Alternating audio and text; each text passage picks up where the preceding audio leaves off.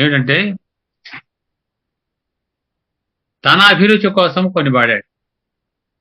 తన అభిరుచి అంటే ఏమిటి? తనకు శాస్త్రీయ సంగీతం మీద చాలా ఇష్టం, లలిత సంగీతం మీద ఇష్టం, సంగీతం మీద ఇష్టం. ఆయనకు సంగీతం తప్ప ఇంకేం తెలియదు. సంగీతం సంగీతం మొత్తం శాస్త్రీయ సంగీతం తప్ప ఇంకో లోకమే లేదు ఆయన. రావే నా చర్య విన్నారు కదా, రావే నా చెలిని ఎంత అద్భుతంగా పాడాడు. మీరు పాడండి సార్, ఒకసారి వినాలి, మీరు పాడితే వినాలని సార్. అద్భుతంగా పడతారు ఆ పాట, పాడండి సార్, పాడి అప్పుడు ఎక్స్ప్లెయిన్ చేయండి. ఘంటసాల కళ్యాణి రాగం ఏర్పడిందట. అది మంగళగిరి ఆదిత్య ప్రసాద్ గారు దానికి ఆ పేరు పెట్టారు, ఘంటసాల కళ్యాణి. నేను ఈ ఘంటసాల కళ్యాణి రాగం ఈయన పెట్టింది, ఇంకెవరిలో లేదు అని అంటే అని చెప్తారు. ఏమిటి కారణం అని చెప్పి ఆ పాటను పూర్తిగా చెక్ చేసి చూశా, చాలా పరిశీలన చూసి ఆ పాటను రావే నా చర్య. పాట ట్యూన్ అంతా ఓకే, రెండో చరణం లాస్ట్ చరణంలో ఇచ్చినటువంటి ఆలాపు ఉంది కదా, ఈ ఆలాపును అంతసేపు ఎందుకు తీశాడంటే తన కోసమే. అక్కడ ఏదో ఆ క్యారెక్టర్ గొప్పగా కచేరీ చేస్తున్న క్యారెక్టర్ కాదు అది, తాను హాయిగా పాడుతూ భార్యను మురిపిస్తున్నాడు అక్కడ. మరి దాన్ని ఇంతసేపు ఆలాపన చేశాడు.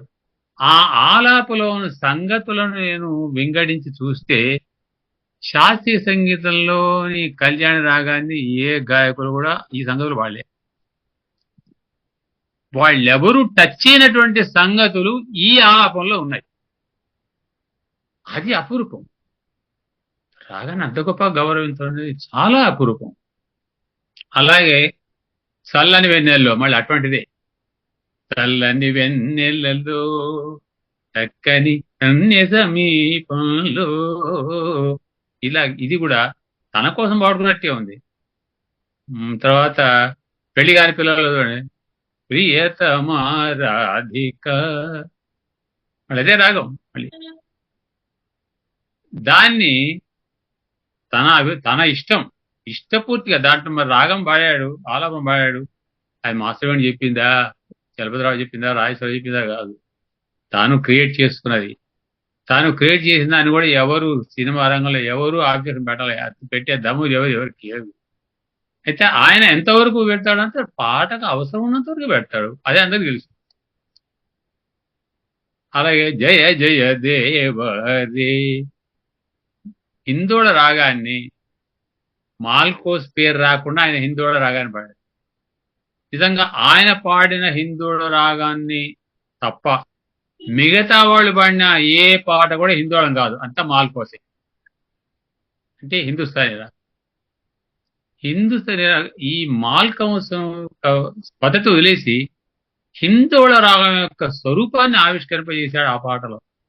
ఇదంతా కూడా తన అభిరుచి, తనలో ఉన్నటువంటి ఆలోచన, తనలో ఉన్నటువంటి ఆ కోరిక, మొదటిది. రెండోది సినిమా కోసం వాడాల్సి వచ్చింది, సినిమా క్యారెక్టర్ కోసం, సినిమా రచన కోసం, కథ కోసం. బందిపోటు సినిమా పాటలన్నీ అవే, అది సినిమా కోసం పాడింది. ఇప్పుడు తనంతా తాను ఇన్వాల్వ్ అయ్యి నేనేదో నా ప్రజలు చూపించుకోవాలని పాడింది కాదు. సినిమాలోని క్యారెక్టర్ల కోసం, సినిమా నడక కోసం ఉన్నటువంటి పాటలన్నీ కూడా బందిపోట్లో మనకు హాయిగా కనిపిస్తాయి. అందులో ఊహలు గుసగుసలాడే మాత్రం అదే ఆయన సొంతంగా, అదే ఆయన ఆలోచన, సొంత ఆలోచన, ప్రయోగం చేయాలనుకున్నాడు. ఊహలు గుసగుసలాడే పాటను ఎందుకు ఎట్లో తోచింది ఆయనకు. ట్యూన్ చేయడంలో కూడా 2 పద్ధతులు ఉంటాయి నాకు తెలిసినంత వరకు. రాసిన పాటకు ట్యూన్ చేయడం ఒకటి, ట్యూన్కు పాట రాయడం ఒకటి. ఈ 2 ప్రధాన రాగాలు. ఇందులో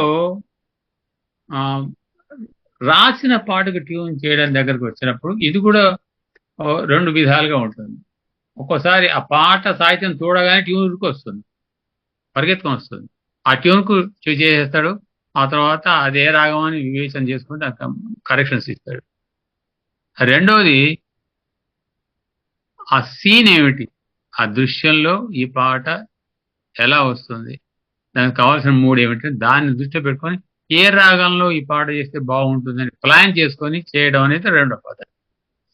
ఆయన ఈ పద్ధతులన్నీ అనుసరించాడు. ఆయనకు పాట చూడగానే ట్యూన్ స్ఫురించిన పాట ఇదే, ఊహలు గుతగుతలాడి. అలాగే తాను ట్యూన్ ఇచ్చి పాట రాయించుకున్నాడు.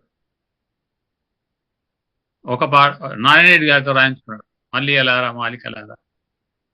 అలాగే ఇట్లా 2 రకాలుగా ఉన్నప్పటికీ కొన్ని పాటల్ని తాను రాగం సెట్ చేసుకొని దాన్ని ట్యూన్ చేశాడు.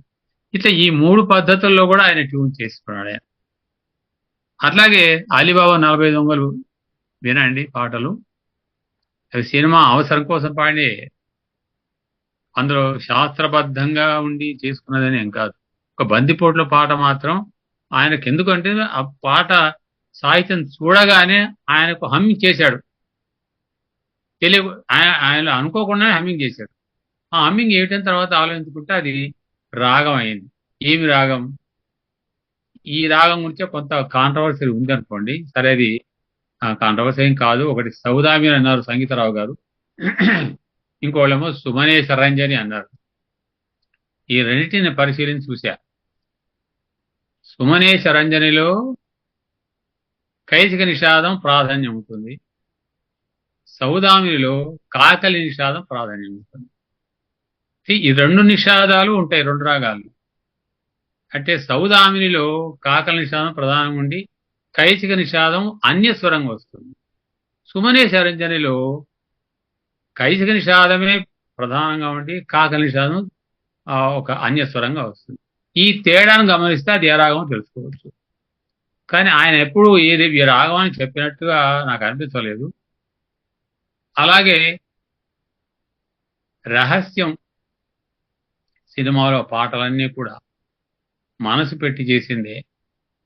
తన అభిరుచి ఉన్నదంతా దాంట్లో తీర్చుకుంటూనే సినిమా అవసరాల కోసం ఎక్కువగా ప్రాముఖ్యం ఇచ్చాడు. ఇది సినిమా కోసం. మూడోది సంగీత దర్శకుల కోసం కొన్ని పాడాడు. ఒకప్పుడు రాజా మహారాజా అని ఒక పాట మీరు విన్నారు. అది దర్శకుని కోరిక మీద విన్నారు.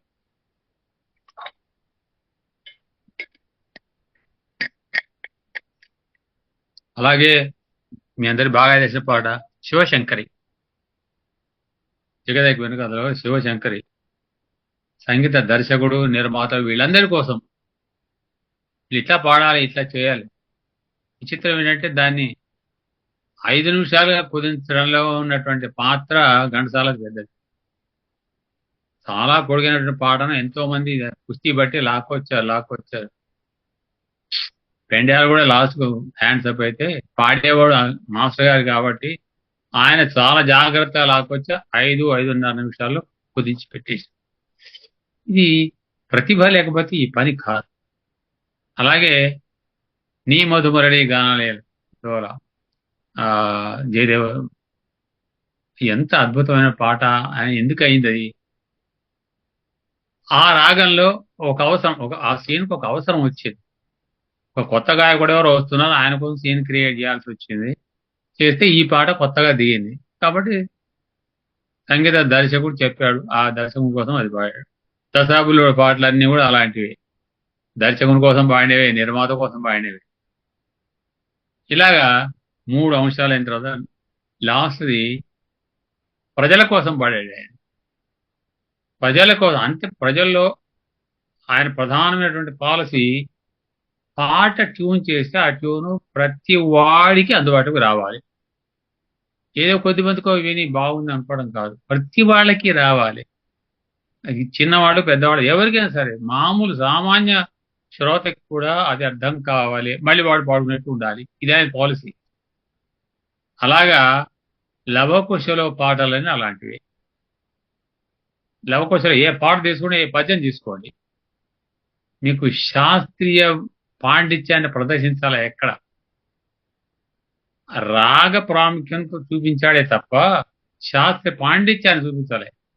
ప్రతి పాట హిట్ చేసిన కారణం ఏంటంటే సామాన్యుల దగ్గర నుంచి విద్వాంసుల దాకా మొత్తం మెచ్చుకున్నారండి. లవకుశ పాటలన్నీ కూడా ప్రజల కోసం, ప్రజలు మళ్ళీ పాడుకోవాలి, ఇలాగా చేసినటువంటి పాట. అట్లాగే గుండమ్మ కథ పాటలు కూడా అలాంటివి. గుండమ్మ కథలో కూడా అన్ని పాటలు చాలా ప్లెయిన్ అనిపిస్తుంది. ఒకే రాగాల్లో 4-5 పాటలు తీసినా 4-5 రాగాలు అనిపించేంత మెస్మరిజం ఉంది ఆయన గొంతులు. ఒకే రాగం అనుకోరు ఎవరు, కానీ కోణం మారుతుంది. మోహన రాగంలోనే ఓ పాట, అదే మోహన రాగంలో ఇంకో పాట, కానీ రెండింటికి ఉన్నటువంటి కోణాలు మారుతాయి. మారేసరికల్లా ఈ 2 రాగాలు వేరేమో అని అందరూ అనుకుంటారు. అది దర్శకుని ప్రతిభ. ఈ లక్షణం రాజేశ్వరరావులో ఉంది, పెండాల్ గారిలో ఉంది, ఘంటసాల మాస్టర్ గారిలో ఉంది. అందుకోసమే వాళ్ళు మహానుభావులు అయ్యారు. ముఖ్యంగా ఆయన పాడినటువంటి పాటల్లో పదాలు చెక్కు చెదరకుండా ఉంటాయి. ఈనాటి గాయకులందరూ దాన్ని గమనించడం లేదు చాలా మంది. అసలు ముందు పాట పాడే ముందు స్క్రిప్ట్ సరిగ్గా వెరిఫై చేసుకోవటం లేదు వీళ్ళు చాలా మంది. ఆ పాటను తమకు దొరికినట్టు తాము రాసుకున్న పద్ధతిలో పాడేస్తున్నారు. అట్లా పాడడం వల్ల ఏమవుతుంది, అపచారం అవుతుంది. మరి పైకి అది రూల్ ప్రకారంగా చట్టవిరుద్ధం కాకపోవచ్చు, కానీ మానసికమైనటువంటి అపచారం అవుతుంది. ఆ అపచారాన్ని చేయకూడదు. మనం ఘంటసాల మాస్టర్ గారికి మనం నివాళులు అర్పిస్తున్నాము, తెలుసుకుంటున్నాము అంటే ఆయన స్థాపించినటువంటి ఆదర్శాన్ని అనుకూలంగా రావడం, ఆయన అనుసరించడం, ఆయన చూపించేటువంటి మార్గాన్ని అనుసరించడం. సాహిత్యం ఎక్కడ కూడా ఘంటసాల మాస్టర్ కానీ సుశీలమ్మ కానీ వీళ్ళిద్దరు పాడినటువంటి ఏ పాటలో కూడా ప్రతి అక్షరం ఎంత దూరం నుంచి చేసా క్లియర్గా కనబడుతుంది. ప్రతి పదం ఆయన ప్రత్యేకించి నేను గమనించిన దాంట్లో విచిత్రంగా అనమాట, జాతర అనే పదం ఉంది. ఇవాళ మనం జాతర అని అంటున్నాము, అది జాతర కాదు, తెలుగు పదం జాతర, అది జాతర అని మునిపడతో పలకాలి, జాతర. అట్లాగే జలతారు, అది జలతారు కాదు, జలతారు. జల అంటే మళ్ళీ సంస్కృతంలో గడిపోతుంది. ఇది జలతారు తెలుగు పదం. అట్లాగే జాతర తెలుగు పదం. అదే సంస్కృతంలో యాత్ర అయింది, యాత్రే జాతర అయింది. కానీ జాతర అని అనేటప్పుడు ఆయన ఎక్కడ పాడినా సరే జాతర పదం వచ్చి జాతర అని అంటాడు తప్ప జాతర అనలే. అలాగే జలతారు అనలే, జలతారు అని అన్నాడు. ఇది సూక్ష్మమైనటువంటి పరిశీలన, సూక్ష్మమైనటువంటి తేడా. ఇది కూడా గమనించాలి గాయకులు. ఎందుకంటే ఆ పదాన్ని, ఆ సాహిత్యాన్ని, ఆ పాటను గౌరవించాలి ముందు మనం. ఇవన్నీ తెలుసుకొని పాటను స్క్రిప్ట్ రెడీ పెట్టుకుంటే, సిద్ధం చేసుకుంటే, తర్వాత బాణి కోసం, ట్యూన్ కోసం, తర్వాత పరిశ్రమ చేయొచ్చు. ఇలాంటి ప్రయత్నం నాకు లైవ్ కార్యక్రమాల్లో కూడా చాలా మంది దెబ్బతింటున్నాయి. ఇట్లాగా నేను చూస్తున్నాను. మన గ్రూప్ కార్యక్రమాల్లోనే కాకుండా స్టేజ్ మీద జరిగే లైవ్ కార్యక్రమాల్లో కూడా కొంతమంది ఇలా చేస్తుంటే నేను మరి నా మనసు ఊరుకోబుద్ధి కాదు కదా, అలవాటు విమర్శ చేసే అలవాటు కాబట్టి, బాబు ఇక్కడ ఇది కాదండి, ఇట్లా బతకాలి అని చెప్తే దాన్ని సహృదయంగా స్వీకరించే వాళ్ళు సంస్కారవంతంగా సవరించుకుంటారు. కానీ దాని వ్యతిరేకం అంటే నా అంతటి వాడిని ఈయనెవరు చెప్పేది అని అనుకుంటే మాత్రం వాడు శత్రువు అయిపోతాడు నాకు. నేను శత్రువు అవుతా వాడికి ముందు. కాకుండా నా అదృష్ట కొద్దీ ఇప్పటిదాకా చెప్పిన వాళ్ళంతా కూడా సవరించుకున్నారు, ఎవరు కూడా వ్యతిరేకించలేదు. అంటే ముందు స్క్రిప్ట్ సిద్ధం కావాలి, అది సరిగ్గా చూసుకోవాలి. దాన్ని అనుసరించినప్పుడు మాత్రమే సాహిత్యాన్ని గౌరవించినట్టు అవుతుంది, ఘంటసాల మాస్టర్ గారిని గౌరవించినట్లు అవుతుంది. ఇవి జాగ్రత్తలు పట్టలేదేమో అనిపిస్తుంది నాకు. Thank you. Please like, share and subscribe.